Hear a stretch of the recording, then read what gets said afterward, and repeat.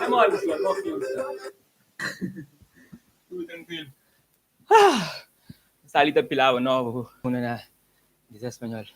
Outulun. Quem que faz espanhol levanta a mão. Bata foi gosto. Comenta, participa no comentário, deixa o comentário. Coisa que nós achamos desse novo tema que essa te circula. Gosto de fazer um pouco de comentário sobre.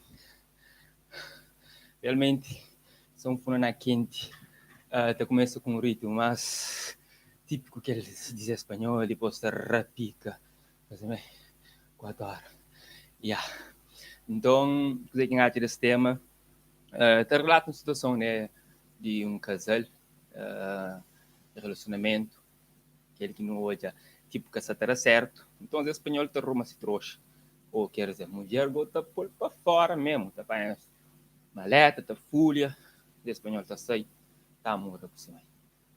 Bom, então um exemplo interessante, que assim, se você não relação que será certo, e se você tenta reconciliar, mesmo assim, que você avança, melhor coisa que você faz. Era para trás. Ele regressa para onde que vou começar. Assim mesmo, volta para casa, mamá. Qual é o conselho de mamá? Sempre está fazendo bem. Nós depois gostamos nesse vídeo, se nós gostam de novo, funanais espanhol, outro lume essa circula. E é interessante, está parecendo com dois momentos, tá? Se não falar no início, que é dois momentos, e também repica ali, na metade da música, a crepúsculo está base, e a música te promete fazer sabe na sala de baixo, também te promete, quem sabe, fazer que pessoas refletir sobre comportamento. Só antes de eu comer um uva, flávia é bom para a saúde.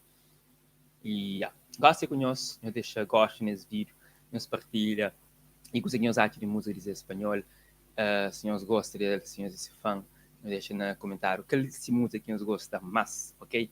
Então conta no próximo vídeo e nós fica direto. One love. Se me empilha mais 2 na mão. Bye.